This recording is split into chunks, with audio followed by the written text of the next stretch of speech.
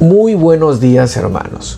Hoy estamos martes 18 del mes de agosto. Vamos a acordarnos que ayer estábamos meditando, reflexionando sobre este joven rico que finalmente pues se va triste porque sí, pues no es capaz de compartir, no quiere compartir sus bienes, su riqueza. Pareciera que el Señor también se quedó un poco triste porque quizá este joven hubiera podido ser un gran seguidor del Señor, cumplía con todos los mandamientos, era un chico que estaba muy interesado en ser santo, en seguir al Señor. Pero se va y el Señor se queda triste y hoy nos va a advertir de que no se trata de que, bueno, pues yo decido que comparto o no comparto mis bienes y bueno, pues queda como una decisión personal, particular, y bueno, pues habrá quienes deciden y quienes no deciden y bueno, ahí queda, ¿no? Es cuestión de cada quien. Pues no sucede así. El Señor hoy nos está advirtiendo de las fatales consecuencias de persistir en una actitud que en el fondo hoy le vamos a llamar con su nombre, es la codicia. La codicia, que es aquella sed insaciable, esa sed desmesurada de adquirir bienes, de acumular bienes y no compartirlos, y hacer esto generalmente a costa de los otros. Entonces, esta conducta, dice el libro del Eclesiástico en el capítulo 26, induce, por ejemplo, al comerciante a falsear las balanzas, ¿no? Dice a acaparar, ¿no? A especular, a hacer dinero de todo.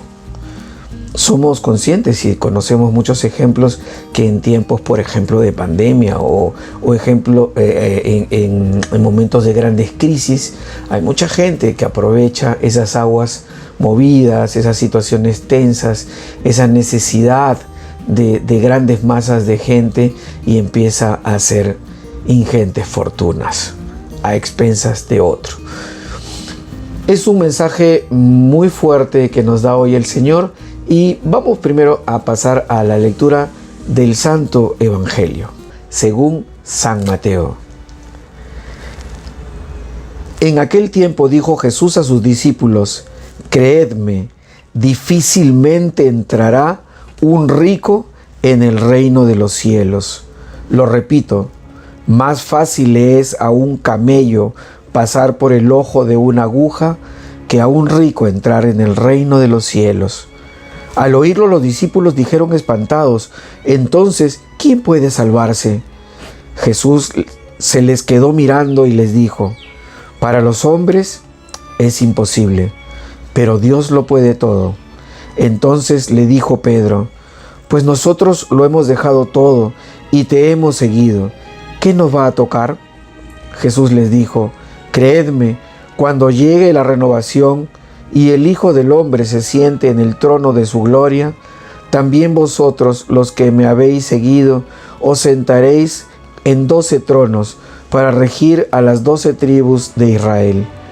El que por mí deja casa, hermanos o hermanas, padre o madre, mujer, hijos o tierras, recibirá 100 veces más y heredará la vida eterna. Muchos primeros serán últimos y muchos últimos serán primeros. Es así, el Señor nos está advirtiendo la gravedad de ser codiciosos. Este desmesurado pues deseo de riqueza es directamente opuesto a lo que le llamamos el amor al prójimo y sobre todo el amor a los pobres que la ley tiene que protegerlos contra esta tendencia de algunos de obtener riquezas a costa de otros más débiles. El que quiere ser rico a cualquier precio sacrifica a los otros, se sacrifica a sí mismo y inclusive a veces con violencia. Es decir, llega al como sea. Esto lo advierte la carta de Santiago, ¿no? Capítulo 4, versículo 2. En la carta de Santiago dice textualmente: codician y no poseen, entonces matan.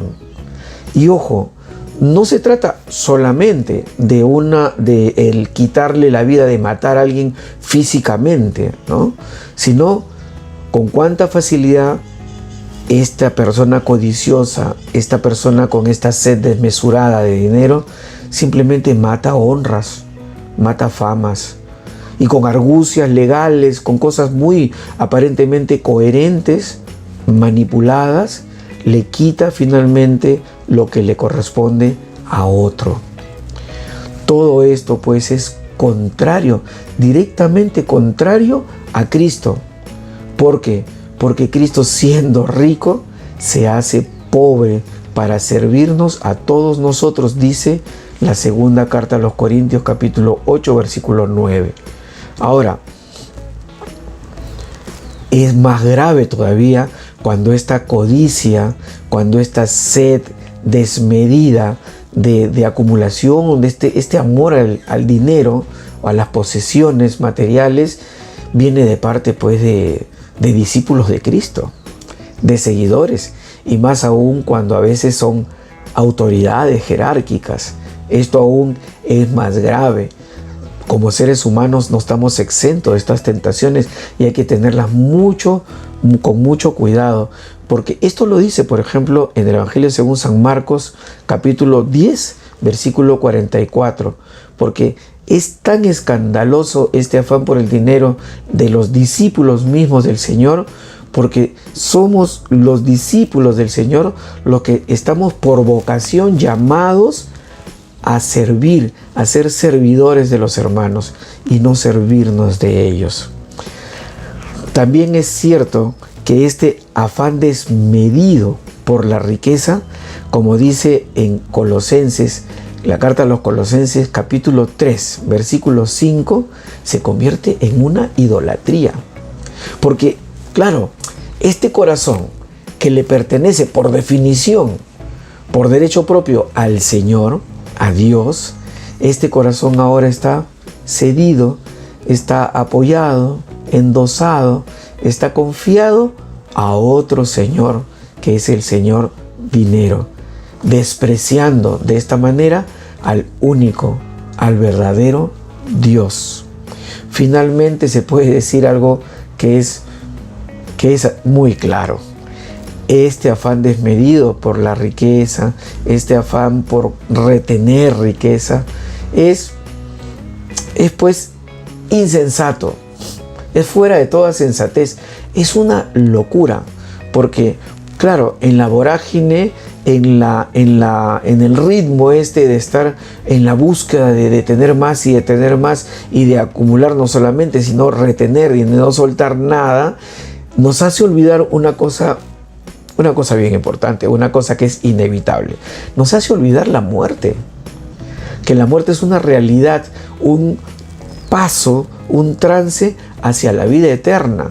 Pero como se ha perdido de foco eso, se pierde el verdadero sentido de la vida, que es llegar a una buena muerte, porque la muerte finalmente va a poner las cosas a la inversa, va a poner las cosas en su verdadera dimensión.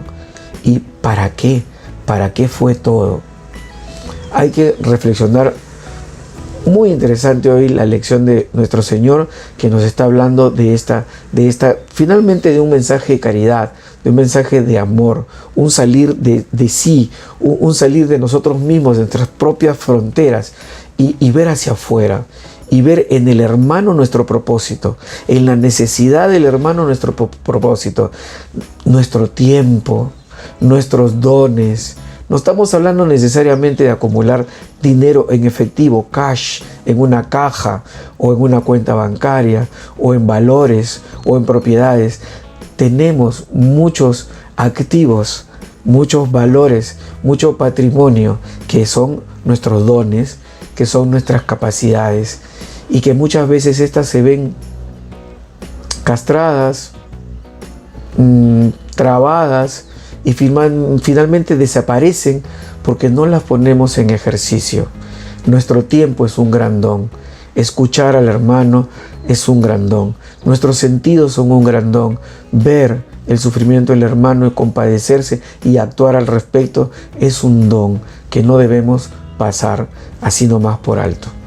Pongámonos en presencia del Señor y pidámosle que nos ilumine con su gracia para que podamos entender lo que tenemos que entender, porque a veces no es fácil entender. Solamente la gracia del Señor nos puede hacer entender. Si no, vamos a pasar por esta vida como tantos que luego en sus postrimerías a la última hora se están arrepintiendo, y no vaya a ser que ya sea demasiado tarde. Nos ponemos en presencia del Señor y le pedimos que nos bendiga, nos guarde de todo mal y nos lleve a la vida eterna. Amén. Que sea un maravilloso martes y Dios quiera que mañana nos podamos volver a reunir aquí para seguir reflexionando sobre la palabra de Dios.